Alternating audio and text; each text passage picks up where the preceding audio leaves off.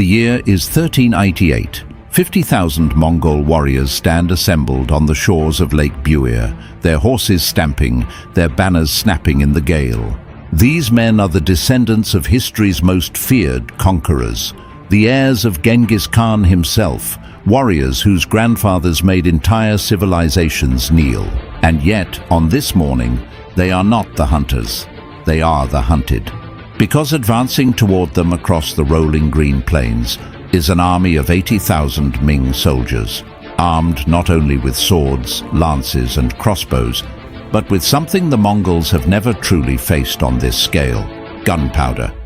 Cannons, firearms, a new kind of war, and by the time the sun sets over Lake Buir, the waters will run red, and the greatest empire the world has ever known will breathe its final, shuddering breath. But how did it come to this? How did the descendants of the man who conquered more territory than any human being in history end up fighting for their very survival on their own ancestral soil? This is not a story of glorious rise. You already know that story. This is the story of spectacular, catastrophic, almost unbelievable collapse. And it begins, as all great stories do, with a single extraordinary man. Temujin was born around 1162 on the harsh Mongolian steppes, and the world gave him nothing. His father was poisoned by rivals when the boy was only 9 years old. His clan abandoned the family, leaving them to starve in the wilderness. He grew up in extreme poverty, learning to hunt marmots just to survive, learning that the world was brutal, that mercy was a luxury, and that only the strong endured.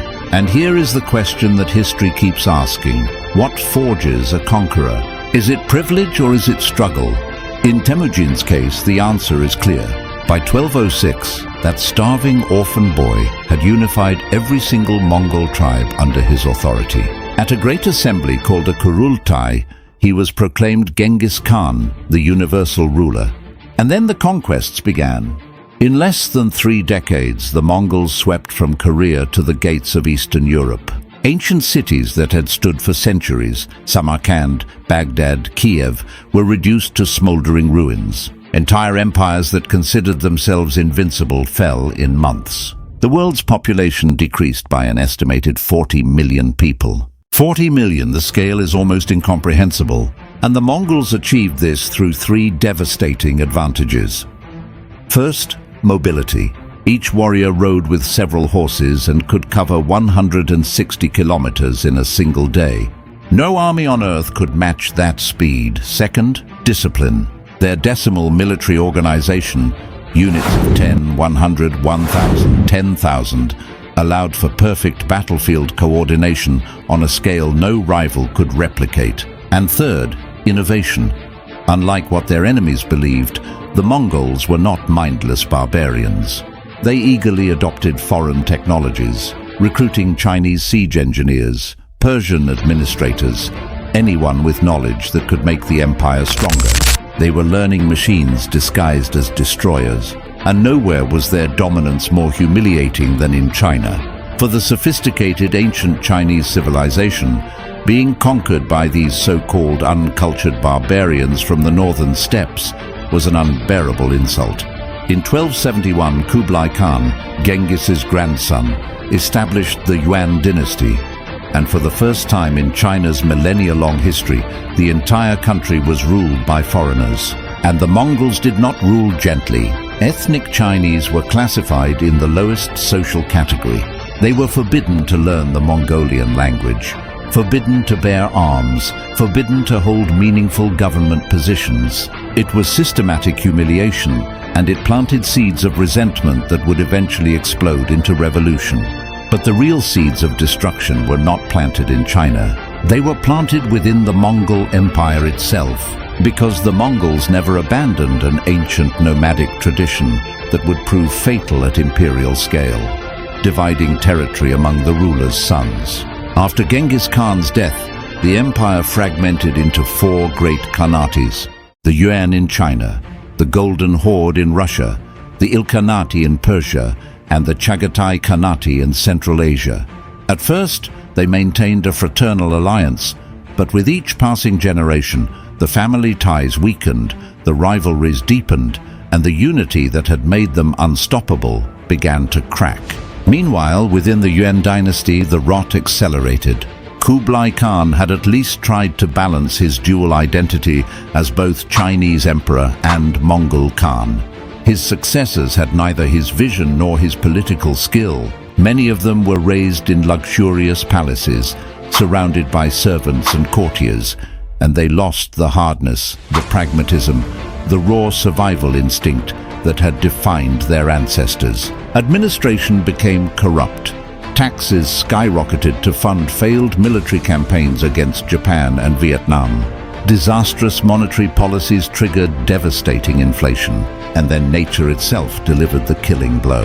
In the 1340s, catastrophic floods of the Yellow River displaced millions. Outbreaks of bubonic plague decimated the population, and suddenly, the question was no longer whether the Yuan dynasty could thrive. The question was whether it could survive.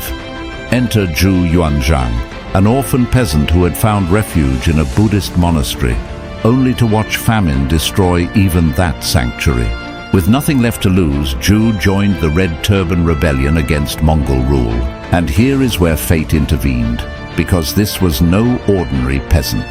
Zhu possessed natural military talent and a sharp, almost ruthless political intelligence. He rose quickly through the rebel ranks, but unlike the other rebel leaders who spent their energy fighting each other, Zhu understood something critical. Defeating the Mongols required organization, not just fervor.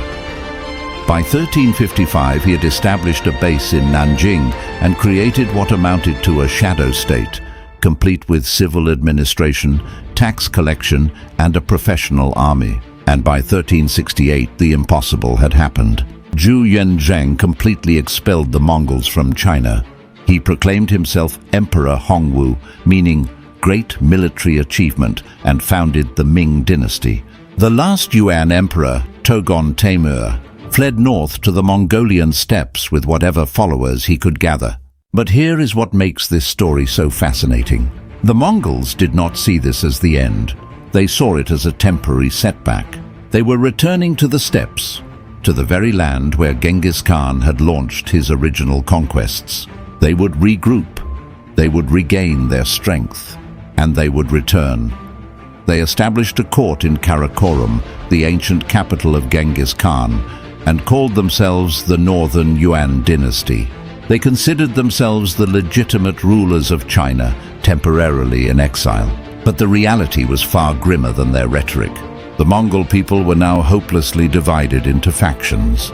Some tribes recognized the Northern Yuan as legitimate leaders. Others followed their own local khans. Some negotiated independently with the Ming, and the economic crisis was devastating. During their century of ruling China, the Mongols had become dependent on agricultural products, trade revenues, and commercial resources. Now confined to the barren steppes, they faced acute shortages of everything. Trade routes were interrupted. Tax revenues collapsed to a fraction of their former levels. And here is the bitterest irony of all. Many Mongols had actually lost the traditional steppe survival skills that their ancestors had possessed. Generations raised in the palaces of Beijing didn't know how to herd sheep, break horses, or survive a Mongolian winter in a felt tent. The fiercest conquerors in history now struggled to readapt to their own ancestral way of life. Meanwhile, Emperor Hongwu was doing the opposite. He was building, consolidating, strengthening. He systematically eliminated potential rivals, even former allies who had helped him seize power. He established an internal espionage system. He abolished the position of Prime Minister and assumed direct personal control of the government. But he combined these authoritarian measures with populist reforms, distributing land to impoverished peasants, reducing taxes for the lower and middle classes, building public granaries to prevent famines, and promoting a return to traditional Confucian values. And most importantly, he prepared for the war he knew was coming. The Great Wall was rebuilt and expanded after years of disrepair under the Mongols. A sophisticated system of watchtowers and fire signals was established along the entire northern border.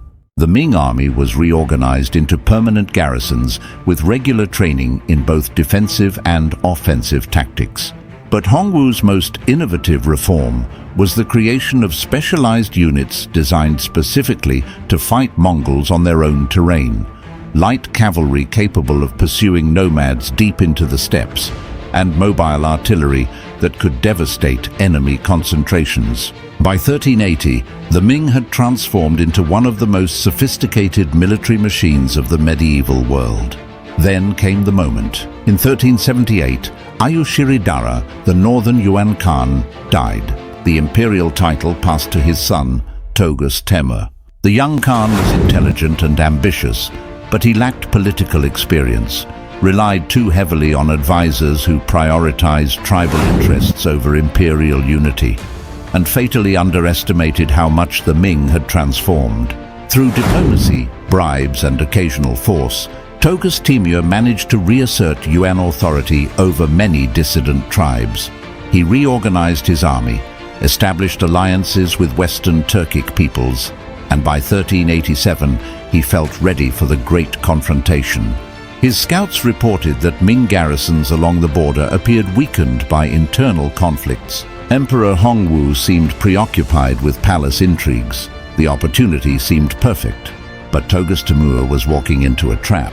Those apparent weaknesses on the Ming border were an elaborate deception designed by one man, Lan Yu. Risen from humble origins to become Hongwu's chief military strategist, Lan Yu did not see war as a collection of formal maneuvers from ancient military manuals. For him, war was a pragmatic science where adaptation, deception, and innovation mattered far more than tradition. His plan was audacious. He deliberately left certain invasion routes open. He positioned seemingly small, vulnerable forces as bait along the frontier.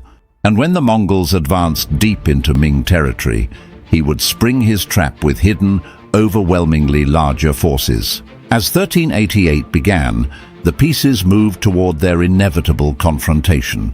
Togus Temur gathered the largest Mongol army assembled since the days of Kublai Khan, approximately 50,000 warriors. Lan Yu advanced north with 80,000 soldiers, most of them hidden from Mongol scouts. And on the morning of May 14, 1388, the two armies met at Lake Bure. In the Mongol camp, shamans burned aromatic herbs and offered mare's milk to ancestor spirits. A white horse was sacrificed, its blood spilled upon the earth to ensure victory. Togus Temur, wearing blue and black lacquered armor, addressed his generals beneath silk banners, representing the four great Khanats. "Today we recover what is ours by right," he declared. "The steppes forged Genghis Khan. We are the wolves returned to our lair." Swords clashed against shields in the ancient warrior salute. The Mongol commanders felt the moment was propitious. Their scouts reported the Ming army was relatively small, perhaps 30,000 men, led by some general named Lan Yu. Surely no match for 50,000 experienced steppe warriors. What they did not know, what they could not know, was that Lan Yu had strategically divided his real 80,000-man army. The visible force was only the vanguard. The bulk of his troops advanced by alternative routes, preparing a massive enveloping movement designed to close off every single avenue of retreat. The Mongols struck first, exactly as Lan Yu had anticipated. 10,000 horse archers detached from the main body and began their characteristic whirlwind tactic, galloping at full speed in enormous circles around the Ming formation, unleashing a constant rain of arrows to disorganize the Chinese lines. It was a terrifying and beautiful spectacle, those small, tough steppe horses maintaining a sustained gallop while their riders fired with astonishing precision, each warrior loosing 6 arrows per minute, 1,000 arrows every 10 seconds hammering down on the Chinese positions. But Lan Yu had prepared a specific response. Instead of a traditional static shield formation, he deployed a rotating system. Front ranks knelt with large rectangular shields overlapping to create an almost impenetrable wall. Behind them, crossbowmen fired in coordinated sequences, maintaining constant pressure on the Mongol riders. And strict discipline was enforced. No one was to break formation to pursue the attackers. That was exactly what the Mongols were trying to provoke, and Lan Yu refused to give it to them. After nearly an hour of fruitless exchange, Togus Temür saw that the tactic was not achieving its desired effect. Ming casualties were minimal. His archers were exhausting their arrow reserves. It was time to move to the next phase. The thunderous drums and horns sounded. The Mongol center began to advance. 20,000 riders, led by Togus Temür himself, surged forward. First at a trot, then a gallop, then full speed, with a collective roar that shook the very earth. Lances gleamed. Silk banners bearing the blue wolf emblem of Genghis Khan's lineage waved proudly, and Lan Yu watched with studied calm. He waited. He waited until the Mongols were less than 400 meters away, fully committed, unable to stop or change direction. Then he gave the signal. A red banner rose 3 times. The solid Ming rectangles split apart like palace doors opening, creating a corridor. And through that corridor marched Lan Yu's surprise. 5,000 soldiers armed with gunpowder weapons positioned themselves in 3 staggered lines, kneeling, inclined, and upright. Each held a primitive arquebus or fire lance. Behind them, 2-man teams set up small portable cannons on wooden trestles. Then came the order: fire. Hundreds of firearms detonated almost simultaneously. A wall of lead, fire, and shrapnel struck the Mongol charge head-on. The effect was catastrophic. The first line of Mongol riders fell almost completely. Horses, terrified by the deafening roar and the acrid smell of gunpowder, reared up and threw their riders.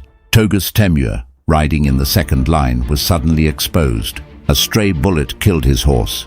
The Khan fell heavily to the ground. His personal guards swarmed around him, forming a human shield, desperately trying to provide a new mount. And that was the moment Lan Yu launched the second phase. The heavy cavalry divisions that had been hidden behind low hills burst out onto the Mongol flanks. 30,000 riders in total, each wearing full armor, armed with steel lances nearly 4 meters long. The Mongols, already disorganized by the frontal devastation, were suddenly attacked from 3 directions. Their wings, which should have been enveloping the enemy, were themselves enveloped and separated from the main body. On the Mongol right wing, a veteran general named Kutuktai tried desperately to reorganize. He formed a defensive circle, archers in the center, lancers on the perimeter, and for nearly an hour he held on heroically against repeated Ming charges. But the numbers were merciless. For every Mongol, there were almost 2 Ming soldiers. The Ming had fresh supplies arriving continuously, while the Mongols were isolated with dwindling resources. The defensive circle broke. Kutuktai, a man who had ridden with Togus Temür's father and participated in dozens of battles, died with a Ming lance piercing his throat. His last orders sent a small group of riders to break through to the Khan and help him escape. In the center of the battlefield, Togus Temür's situation had become desperate. His personal guard of 300 had been reduced to fewer than 50 men. 3 horses had been killed under him. An arrow had pierced his left shoulder. A sword cut had bloodied the left side of his face. And still he fought, with the raw, furious courage of his ancestors. With every swing of his sword, he remembered the stories of his great-grandfather Kublai, conquering all of China, of the great Genghis unifying the warring steppes. He could not, he must not be the one to end that legacy. But even courage has limits when it collides with the crushing reality of a lost battle. The riders sent by Kutuktai reached him. His closest advisors implored him to abandon the field. A living Khan can gather a new army, they told him. A dead Khan only serves as a Ming trophy. With a broken heart, Togus Temür finally accepted the inevitable. Together with roughly 200 warriors, he broke through a weak point in the Ming encirclement and rode north into the vast depths of Mongolia, leaving behind a shattered army. Of the 50,000 Mongols who had begun the battle that morning, more than 30,000 lay dead or dying on the field. 10,000 were captured. Only a few thousand in small, scattered groups managed to escape. Ming losses were significantly lower, approximately 8,000 dead, and 12,000 wounded. For Lan Yu, it was an acceptable price for a definitive victory. As the sun set over Lake Buer, painting the dying waters red, the general toured the battlefield on horseback. Bodies of men and horses stretched as far as the eye could see. Once proud Mongol banners lay trampled in the bloody mud. Broken weapons, shattered shields, dented helmets served as mute witnesses to the ferocity of what had occurred. Lan Yu was not a man given to philosophical reflection. War, for him, was simply a means to achieve political objectives. And yet, surveying the carnage, even he felt the historical weight of the moment.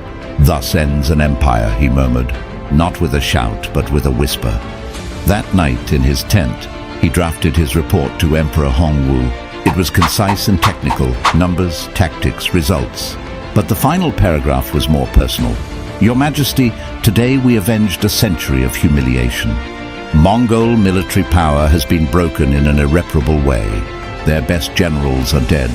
Their bravest warriors have fallen. The Khan flees north with a handful of followers. The Yuan dynasty is now nothing more than a memory. China can finally breathe easy." What Lan Yu could not know was that his victory was even more complete than he imagined. The Mongol Empire, already fragmenting before the battle, would now disintegrate completely. Without strong central leadership, the tribes returned to their ancient rivalries. The sophisticated imperial administration that Genghis's descendants had built collapsed within years. Togus Temür himself, the last Khan with true imperial aspirations, was assassinated by internal rivals just 3 years later, in 1391. His death marked the definitive end of any serious attempt to rebuild Genghis Khan's empire. The era of the Mongols, as the dominant force in Asia, was over. A new order led by the Ming dynasty was about to begin. In the weeks after the battle, Lan Yu pursued the remnants with relentless efficiency, dividing his army into smaller units that spread across the steppes like a dragnet. Any Mongol group larger than 100 warriors was attacked immediately. Settlements that resisted surrender were razed. Togus Temür fled ever farther north toward territories that now form Siberia. With each passing day, his entourage diminished. Some warriors deserted, seeing the cause as lost. Others fell to Ming ambushes or simple exhaustion. By autumn of 1388, the once powerful Khan traveled with barely 50 loyal followers. His ultimate fate remains one of the great mysteries of Asian history. Ming records claim their forces eventually caught and killed him near the Keralan River. Later Mongol chronicles suggest he managed to escape and established a small khanate in the far north. The most poetic version, though historically dubious, comes from a 15th century account claiming that Togus Temür abandoned all imperial pretensions and spent his final years as a simple shepherd tending a small flock in the remote Altai Mountains. Only on his deathbed did he reveal his true identity to his children, advising them, "Power is like the wind of the steppe. It lifts you high, but eventually it abandons you. Only the land remains constant." Whatever the truth about his personal end, the end of the dynasty was undeniable. What remained of the once glorious empire dissolved into dozens of small tribal confederations, each fighting for its own survival. The title of Great Khan became practically ceremonial, carrying no real power. The Mongols would never again seriously threaten China. They became pawns in a larger geopolitical game between China and later Russia.